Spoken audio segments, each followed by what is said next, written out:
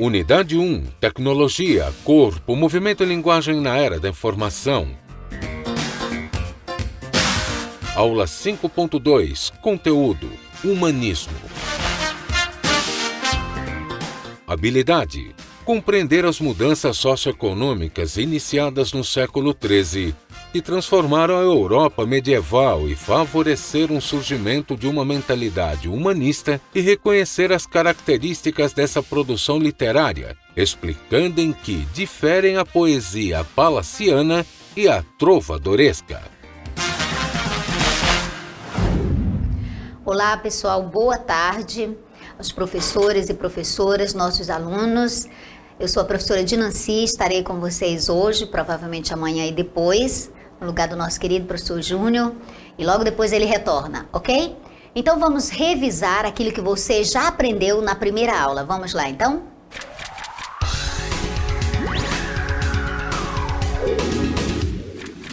Você aprendeu sobre o texto informativo, a notícia. Aprendeu que a notícia, ela tem umas características, ou seja, aquelas marcas que vão dizer que aquele texto informativo é a notícia e não é um outro tipo de texto. Por exemplo, os advérbios interrogativos, o que vai falar do fato que aconteceu, qual foi o fato, qual foi o evento ocorrido para que seja ali narrado na notícia, contado, ok? Outra marca, outra característica da notícia é o tempo, né? Quando aconteceu, quando foi que o fato, o evento aconteceu. E ainda uma outra marca distintiva do texto informativo notícia é o advérbio interrogativo onde, ou seja, em que lugar se passou aquele fato que foi descrito, que foi narrado no texto informativo notícia. Muito bem. Também você aprendeu sobre o numeral. O numeral é uma das 10 classes de palavras da língua portuguesa. O que é o numeral? É a palavra que vai expressar a ideia de quantidade exata dos seres ou a posição que esses seres ocupam em uma determinada ordem ou sequência. Portanto, o numeral traz a ideia de quantidade dos substantivos. Isso ficou bem claro para você. Ou a quantidade ou a posição em que esses seres, esses substantivos, ocupam numa determinada ordem. E aí você vai ter a subdivisão do numeral, não é? Quando se tratar da ordem, você vai ter o numeral ordinal, vai ter também o numeral multiplicativo, fracionário, né? Que são as divisões do numeral. Agora vamos rever também um tipo de numeral e que é substantivo também, que é o coletivo. Vamos lá. Então, o coletivo, o que é o coletivo? O coletivo, ele traz a ideia de um conjunto de seres, não é? Um conjunto de elementos. Por exemplo, o numeral coletivo, ele vai indicar a centena, ou seja, 100 elementos de um conjunto, de uma série, de algumas coisas. Uma dúzia, que vai ser 12, uma dezena, que vai ser 10, e ainda a década, que corresponde a 10 anos, e milheiro, ou seja, 1000 unidades de alguma coisa. Uma observação importante que você deve saber é que o zero, né? O zero mesmo, e a palavra ambos também são considerados numerais, ou seja, numa determinada frase, se eu digo ambos os dois, né? Ambos falaram da mesma coisa, a palavra ambos aí corresponde ao numeral e significa dois, por isso corresponde ao numeral coletivo, não é? E a palavra zero também, ok? Muito bem, vamos então compreender, rever a distinção, a diferença entre o artigo e um numeral. Tudo isso você já aprendeu, você só vai lembrar aqui. Então, quando é que eu vou distinguir, quando é que eu vou saber que um corresponde ao artigo, a classe de palavra artigo, e quando é que um corresponde ao numeral 1, do elemento 1, da unidade 1? Então, o 1, que é artigo, ele vai indicar, ele vai apontar uma indefinição. não é? Do substantivo. É algo genérico, é algo geral. E o um, que é numeral, que vai indicar uma unidade, ele vai apontar, ele vai indicar a quantidade do substantivo. Portanto, a palavra um, tanto pode ser artigo quanto numeral, e você vai distinguir os dois exatamente pela ideia que eles trazem, certo? Agora nós vamos para o nosso desafio do dia, vamos lá.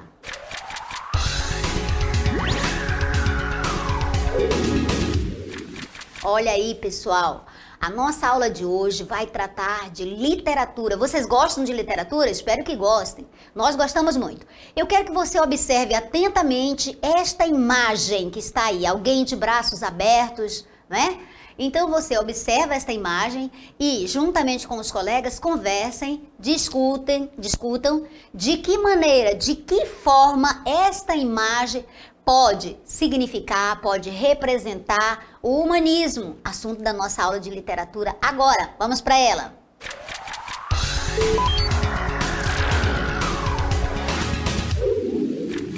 Eu gosto muito humanismo. Você já ouviu falar de humanismo?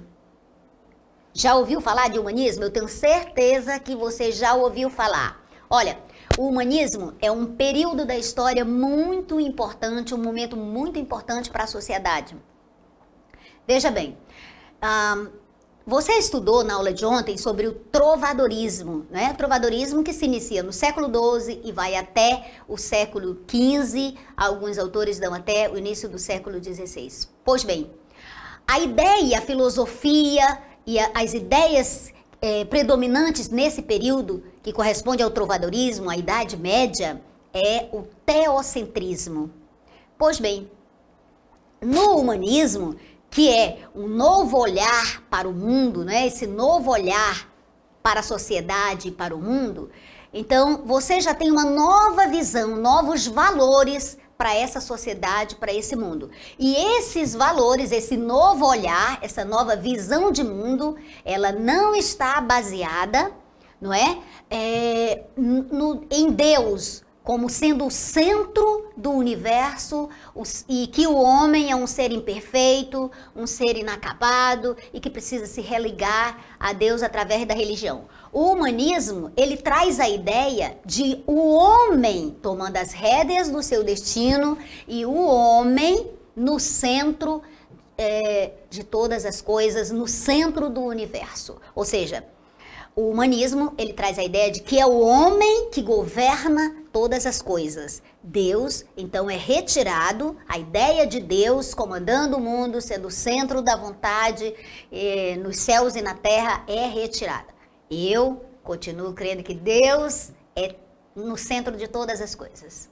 Pois bem, o humanismo, ele vai ter a sua origem lá na Itália, no final da Idade Média, né? Mais ou menos lá pelo final do século XIV. Muito bem. Portanto, esse humanismo, ele vai trazer também a característica do antropocentrismo. E o que é antropocentrismo? Olha, homem, vem de homem. Homem no centro de todas as coisas, no centro do universo. Aquela ideia, aquele momento que eu falei para vocês. Então, que a ideia de Deus é retirada e o homem é que vai ocupar, né? O homem é a medida de todas as coisas. Então, o humanismo é esse momento, é um movimento cultural, né? Na sociedade como um todo, na sociedade ocidental, começando lá na Itália, e que revoluciona, muda-se esse olhar, essa mentalidade de que Deus era o centro de tudo. Com o humanismo, o homem passa a ocupar o centro do universo. O homem está no centro do universo e ele é a medida de todas as coisas, não mais a ideia de Deus. Muito bem. Vamos então ver como isso vai corresponder na literatura produzida nesta época, nesse momento do humanismo, né? Desse olhar para o mundo diferente do olhar anterior. Vamos ver então. Olha só, a literatura está muito ligada à história, aliás, não dá para falar de literatura sem contextualizá-la. A literatura, ela nasce da sociedade, ela tem uma história necessariamente, porque a literatura não vem do nada, ela vem de uma base, certo? Então, qual é o projeto literário, então, do humanismo? O que eles pretendem, né? Que literatura é essa que pretende mostrar? Quais são as ideias que eles pretendem divulgar? São exatamente o resgate, né? Traz de volta os valores clássicos. Quais são esses valores clássicos? São os valores da antiguidade clássica, de Grécia, né? Greco-latinos, da Grécia e de Roma. Então, é trazido de volta. Esses valores clássicos, o resgate dos valores clássicos, né? É que exatamente traz o homem para o centro e a medida de todas as coisas. Então, o humanismo, né? Ele vai tratar dessa transição, né, desse momento em que o mundo, a sociedade como um todo, está mudando, está passando de um estado medieval, de uma mentalidade medieval, para uma mentalidade moderna. O que significa isso? A mentalidade medieval era Deus, teocentrismo, Deus no centro de tudo, a igreja e os nobres governavam, né, o mundo, o poder terreno e o poder celestial, o poder divino estavam unidos aqui. E no mundo moderno, como é o homem que está no centro de tudo, então a igreja perde o seu lugar e quem vai governar o mundo vai ser o poder terreno mesmo, os governantes, ok?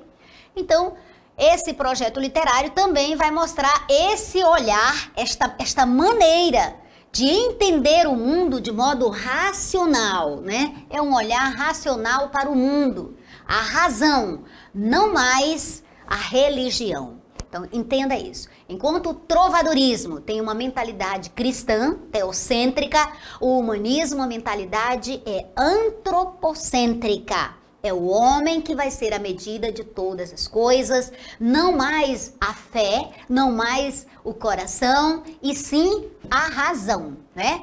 Segundo o entendimento desta época. O humanismo, ele tem algumas coisas, algumas contribuições valiosas para o progresso da ciência, para o progresso do mundo, não é? E tem outras questões que poderíamos discutir se tivéssemos tempo, mas não temos. Então você vai agora observar um vídeo. Vamos assistir?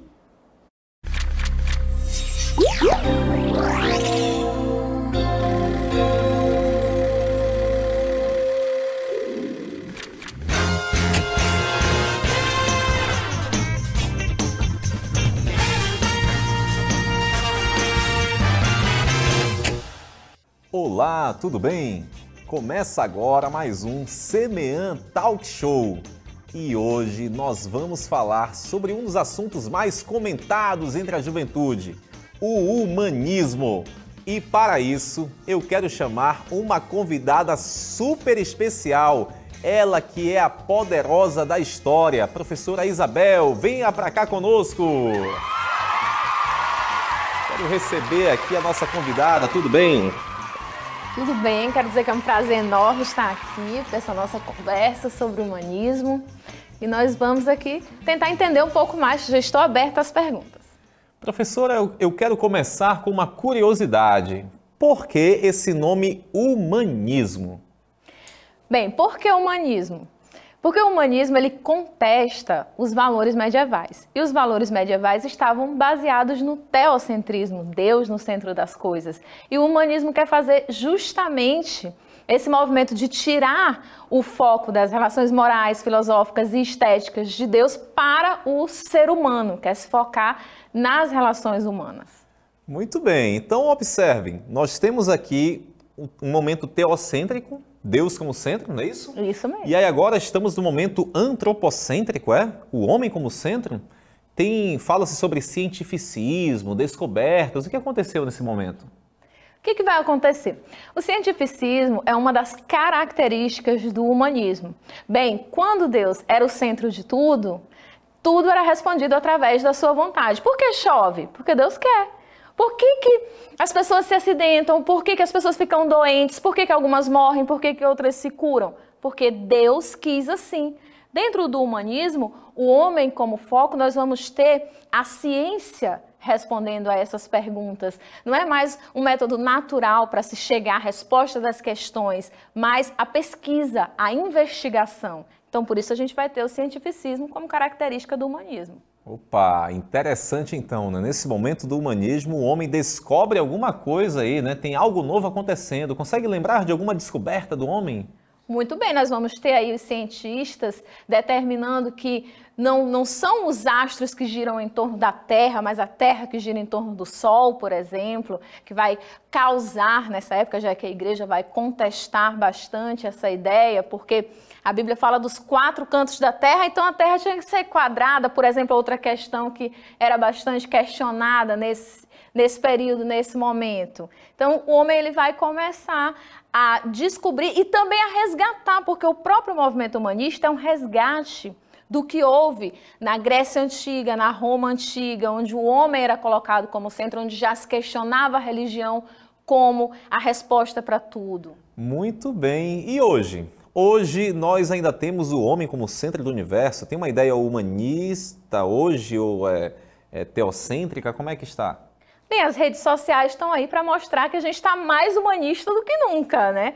Todas essas mídias aí que servem para a gente se colocar como centro das questões atuais. O que a gente perdeu foi a capacidade de se colocar no lugar do outro, né? Então, essa capacidade de sentir a dor do outro, como se a violência, por exemplo, fosse algo normal, porque a gente não consegue se colocar no papel daquele que está sofrendo. Isso que falta para a gente hoje em dia, mas a gente está mais humanista do que nunca, né? Muito bem, eu quero aqui agradecer a sua participação, abrilhantando este momento sobre humanismo. Muito obrigado.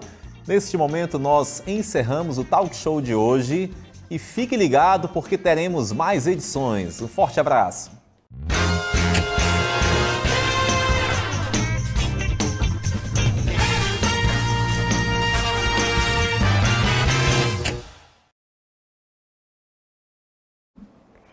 Professora Isabel e professor Júnior bateram um papo sobre o humanismo e você pode perceber outros detalhes, não é, sobre este importante momento da sociedade, do mundo, não é, em que concepções completamente diferentes da própria Idade Média, não é, são colocadas. Então, o humanismo vai ser esse momento em que convive-se com o novo e o velho, ou seja, ainda algumas ideias antigas, né, da Idade Média, algumas ideias teocêntricas entram em conflito e em alguns momentos ainda estão presentes, mas surge uma nova maneira, um novo olhar para o mundo e, portanto, esse momento do humanismo vai provocar essa convivência entre o novo e o velho, entre o velho e o novo.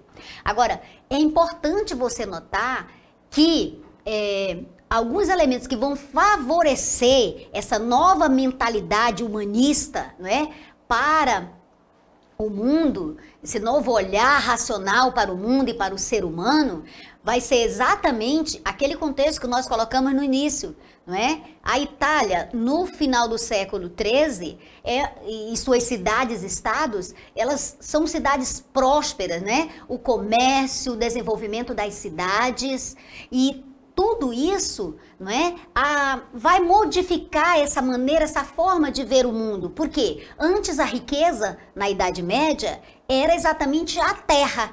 Agora, a partir do século XIII, especialmente lá na Itália, a riqueza passa a ser, né, o desenvolvimento do comércio, não é? Que vai gerar um novo capital e as cidades vão se desenvolver. Portanto, a cultura que antes pertencia à igreja, que estava nas mãos dos mosteiros, das abadias, não é?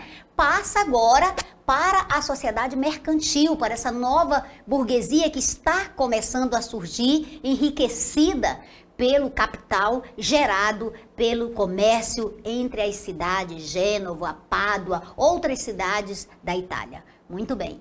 Entenda isso, quais são os elementos, quais são as mudanças que vão provocar o surgimento do humanismo. Vamos então para os agentes do discurso. Quais são os agentes do discurso no humanismo? Olha só. A cultura oral, que é aquela cantiga, as cantigas trovadorescas, não é? Ela vai perdendo espaço. A cultura oral, não é? Você lembra que no trovadorismo nós tínhamos as cantigas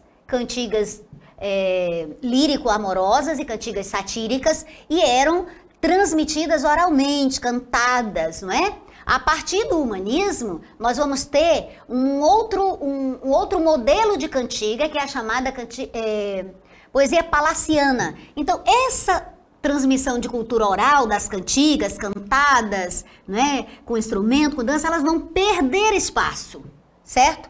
Qual é o público? Olha só, o público continua sendo os nobres, né? Porque lembra que na Idade Média poucas pessoas sabiam ler e escrever, mas aqui já a partir do século XIII, com o humanismo e o desenvolvimento das cidades e a riqueza, mais pessoas passam a ler, né? Especialmente os nobres. Os nobres tinham poder aquisitivo e tinham coisas que os pobres não tinham, então eles realmente apreciavam a cultura. Então, qual vai ser o público para essa nova literatura humanista, né, que é produzida? A nobreza. A nobreza que vai ser o público. E, aos poucos, muito lentamente, outros, ou seja, a classe pobre, né, os servos vão... Aqui já os trabalhadores, né, que já está começando uma produção, vão ter acesso a essa produção, mas de maneira muito ínfima, muito pequena, porque, de fato, o público consumidor dessa literatura é a nobreza. Vamos, então, para mais um slide, uma cartela sobre a linguagem, a importância das figuras de linguagem, especialmente da metonímia, nessas cantigas, né? Nessa poesia palaciana, que também é cantiga, só que agora tem umas outras características que eu vou falar para vocês. Então, vamos lá. Acho que me deu Deus tudo para mais meu padecer. Os olhos para nos ver, coração para sofrer e língua para ser mudo. Então, o que está em destaque aqui para vocês são as figuras de linguagem chamada metonímia. Nessa nova literatura produzida no humanismo, as metonímias vão ocupar um lugar de destaque, né? Continua sendo cantiga, mas não mais cantiga de maldizer, não mais cantiga de escárnio, não mais cantiga de amigo e não mais cantiga exatamente de amor. Né? É uma literatura um pouco mais racional. Lembre-se que há um novo olhar. Então, há já, mesmo tematizando o amor, mas é um amor um pouco mais racional. Perceba aqui, em destaque, né? Olhos com que vos olhasse, coração que consentisse, língua que me condenasse, mas não já que me salvasse de quantos males sentisse. Olha só, né? O tema ainda é o amor. Assim que me deu Deus, mas perceba que apesar do humanismo, aquilo que eu mencionei para você, que o humanismo traz o homem como sendo o centro e a medida de todas as coisas, o velho, aqui o velho corresponde ao teocentrismo, Deus ainda está, ou seja, há uma convivência ainda do antigo com o novo. Para mais meu padecer, os olhos para vos ver, coração para sofrer e língua para ser mudo. Muito bem. Então, esse é um exemplo da produção literária do humanismo, certo? Nesse momento do humanismo, vai ocorrer uma coisa interessante, que é a segunda parte do trovadorismo na Idade Média, corresponde exatamente ao humanismo. No humanismo, nós temos a seguinte produção literária, as cantigas, né? Continuam sendo cantigas, mas elas são chamadas agora de poesia palaciana. E nós temos também a prosa, com Fernão Lopes, já nós vamos tratar, mas eu ainda preciso te dizer que há uma diferença entre as cantigas trovadorescas, chamadas trovadorescas, porque elas são construídas, elas são elaboradas, produzidas na primeira parte do trovadorismo, que vai do século XII até o século XIV. No segundo momento do trovadorismo, a partir do século XII até o século XV e comecinho do século XVI, nós temos esse segundo momento que é chamado humanismo e a poesia chama-se palaciana. Esse tipo de poesia que nós acabamos de ver. Olha, é uma poesia um pouco mais diferente daquelas que você já estudou, das cantigas trovadorescas. Qual é a diferença fundamental aqui? As cantigas, elas eram cantadas, tradição oral, passava de uma geração para outra geração, né? As trupes, os menestréis, os jograis, eles iam de vila em vila, de cidade em cidade, de feira em feira, não é? Apresentar essa literatura, isso para as cantigas de amigo, e na nobreza, as cantigas de amor, os nobres quem compunham. Agora, o que é interessante, Essas cantigas eram cantadas e acompanhadas com música e dançadas. Aqui no humanismo, a música, a dança é separada. A música sai e fica apenas o poema para ser declamado. É aqui que se separa a poesia, não é, da música e da dança. Isso é importante você entender, ok? Vamos adiante então, conhecer um pouco mais ainda dessa poesia, dessa literatura do humanismo. Fernão Lopes, olha, quem é Fernão Lopes? Fernão Lopes é o cronista dos reis e do povo. Fernão Lopes lá em Portugal. Então o humanismo vai ter início exatamente no ano de 1934, quando Fernão Lopes é nomeado o cronista-mor da Torre do Tombo. Lá, então Fernão Lopes, uma figura importante no ano de 1934, né? E aqui nós temos então essa nomeação de Fernão Lopes como cronista-mor em 1934 na Torre do Tombo, que correspondia ao Arquivo Nacional, iniciando, é o marco inicial dessa literatura humanista, não é? Então ele vai escrever as crônicas de El-Rei Dom Pedro I, vai escrever crônica de El-Rei Dom Fernando e crônica de El-Rei Dom João.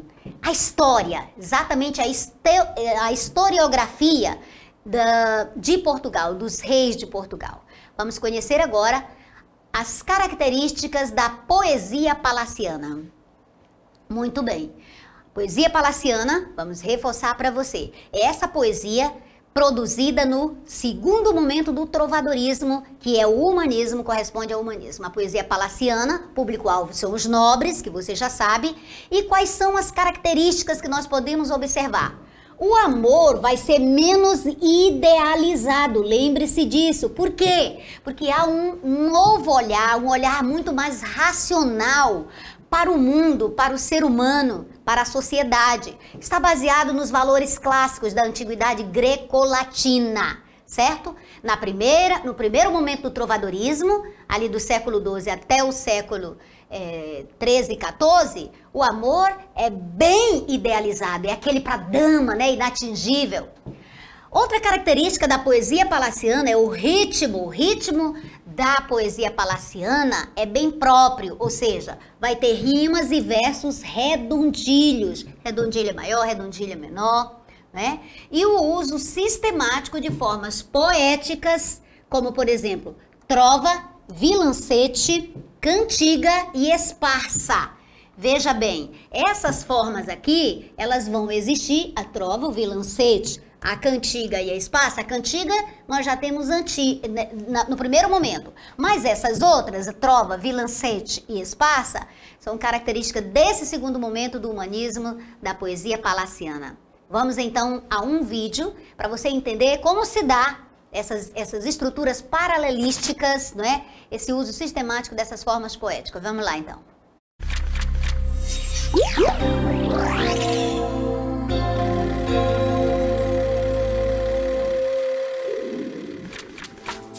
O que era comum nas cantigas foi a estrutura paralelística. Passou a ser substituída pela técnica do mote, tema, motivo, glossado, desenvolvido ou poetado na glossa. Devem ser destacadas as seguintes modalidades poéticas do cancioneiro geral. O vilancete é composto por um mote de 2 ou 3 versos, seguido de glossa ou volta. Pode conter uma ou mais estrofes com 7 versos. A esparsa expressava tristeza ou melancolia. É composta de 8 a 16 versos em somente uma estrofe. Não continha mote nem a repetição dos versos. A cantiga concentrava-se nos temas amorosos. Tinha um mote de 4 ou 5 versos ou de uma glossa de 8 a 10 versos. A trova. Não era definido um tema para a trova. Tinha de ter 4 versos e 8 versos. Muito utilizado tanto em poemas curtos como nos longos.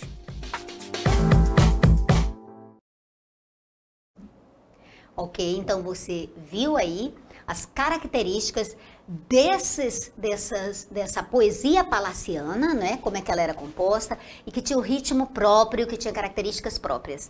Vamos agora então para o teatro de Gil Vicente, um grande nome do humanismo. Olha aí, o teatro de Gil Vicente tem uma característica importantíssima, ou seja, o teatro de Gil Vicente era de caráter de natureza religiosa e moralizante. Então essas são as duas características do teatro de Gil Vicente. Ou seja, a natureza era religiosa e moralizante. Observe aqui ainda o velho, o antigo convivendo com o novo. Quem foi Gil Vicente? Esse grande teatrólogo, esse grande nome do humanismo. Viveu 71 anos de vida, não é? E escreveu muito, 44 peças, não é? A primeira peça dele chama-se Auto da Visitação. Gil Vicente também escreveu autos pastoris, que nós vamos chamar de éclogas, não é? O que são as éclogas? São peças de caráter religioso, já que era era da natureza, né? Da característica do teatro dele, caráter religioso, e outras ainda de natureza profana, ou seja, mundana, ou seja, religioso e secular, ok? Aí ele escreveu, por exemplo, o Auto Pastoril Português, e isso era religioso, ok? Peço que a diretora volte a cartela. Certo. Esse Auto Pastoril Português era religioso e o Auto Pastoril da Serra da Estrela tinha caráter profano, ou seja, ele tinha, né, duas características para expressar, já que tinha esse caráter moralizante e caráter religioso. Outros autos de moralidade são as mais célebres, os mais famosos autos de Gil Vicente são chamados autos de moralidade. Quais são eles? Você provavelmente já ouviu falar do Alto da Barca do Inferno, o Alto da Barca do Purgatório e o Alto da Barca da Glória. Gente, eu sugiro a vocês que conheçam, assistam, muito importante. No YouTube provavelmente você vai encontrar. Também Gil Vicente escreveu farsas. As farsas são o quê? São peças de caráter crítico e utilizam como personagem os tipos populares, né? Os indivíduos da própria sociedade. Você vai ter um exemplo agora de uma farsa agora, né? A farsa é o tipo que emprega personagem dos tipos populares e você vai assistir uma contemporânea nossa aqui do Brasil. Vamos lá então.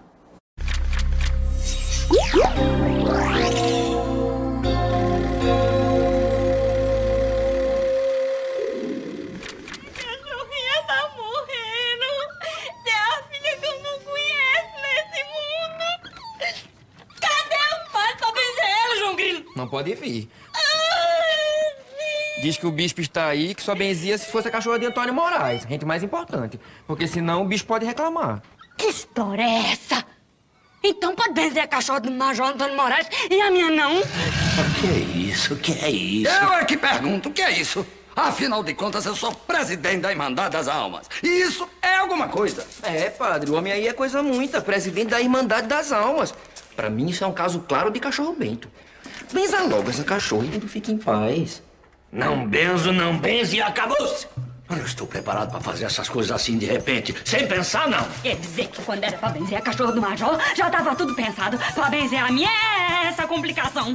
Olha que meu marido é presidente e sócio benfeitor da Irmandade das Almas. Eu vou pedir a demissão dele. Vai pedir minha demissão. De hoje em dia ele não me sai de casa nem um pão pra Irmandade. Nem um pão. E olha que os pães que vêm pra aqui são de graça. São de graça. E olha que as obras da igreja é ele quem tá custeando. Sou eu que estou custeando. Ai. Que é isso? Que é isso? Que é isso? O que é isso é a voz da verdade, Padre João. Agora você vai ver quem é a mulher do padeiro. Ai, a senhora que é do padeiro. A vaca. A vaca? A vaca que eu mandei pra cá pra fornecer leite ao vigário tem que ser devolvida hoje mesmo. Hoje mesmo? Até a vaca. A vaca também é demais. Ô, caba desmandado, eu não mandei você ficar lá cuidando de bolinha. Mandou? Mandou. E como é que ela tá? Tá lá, com 4 patas, um rabo, um focinho. Não me diga que ela piorou. Digo nada. Ela piorou? Diga! É pra dizer ou pra não dizer? Não me diga que você deixou a bolinha morrer. Eu não deixei, não. Ai, graças a Deus. Mas a senhora sabe como é bichinha desobediente. Ô, Chico, tu não tinha nada que ter saído de junto da cachorra. Mas se eu tivesse ficado lá com a defunta, quem ia avisar que ela morreu?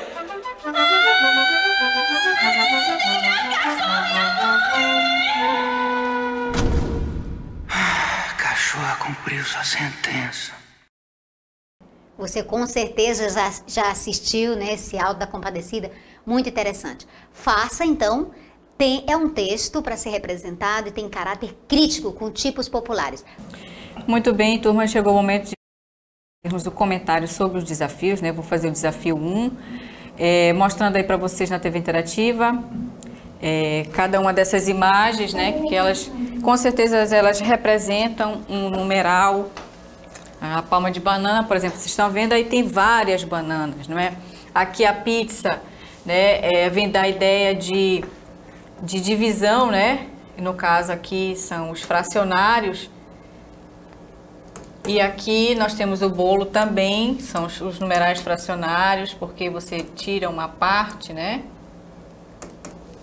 E aqui o calendário numeral normal, que no caso é o cardinal, contagem dos dias da semana, né? E aqui nós temos o milheiro de tijolo, que vai dar ideia também de numeral, milheiro que representa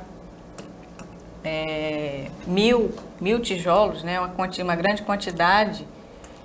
E nós temos, por último, aqui um pódio com o primeiro colocado, né? O segundo e o terceiro. Então aqui nós temos o numeral ordinal. Então, turmas, o propósito desse desafio era que vocês percebessem, né, que o numeral está presente, ó, em suas várias formas, nos vários contextos, né, das coisas e do mundo. Então, a professora Dinanci irá comentar agora o desafio 2. Isso mesmo. Nosso desafio propõe que você observe, leia atentamente a imagem, né? Essa imagem que está aí, e discutir com os colegas de que forma esta imagem pode representar o humanismo. Primeiro vamos lembrar o que é o humanismo, né? O humanismo é esse momento de transição entre o mundo medieval, a sociedade medieval teocêntrica, que tem Deus no centro de todas as coisas, no centro do universo, e o homem é visto como um ser inacabado, imperfeito, e o mundo novo, o mundo moderno. Então, o humanismo é esse momento de transição entre essas duas sociedades, esses dois mundos, o mundo medieval e o mundo moderno. Portanto, a figura, né, que você viu, representa o humanismo da seguinte forma. Você observou que tem uma esfera representando o mundo e no centro a imagem, a representação de um homem. Portanto, o homem no centro da esfera, no centro do mundo, dessa forma que vai representar o humanismo, ou seja, o antropocentrismo. O homem no centro de todo o universo, de todo o mundo e, portanto, como medida de todas as coisas. Esse foi o nosso desafio, eu acredito que você entendeu muito bem, foi possível fazer essa leitura. Nós vamos ficando por aqui hoje, convidamos você para estar amanhã, não falte nenhum, nós aqui, vocês aí, e para uma excelente aula também amanhã. É isso, até amanhã então. Tchau. Tchau, tchau.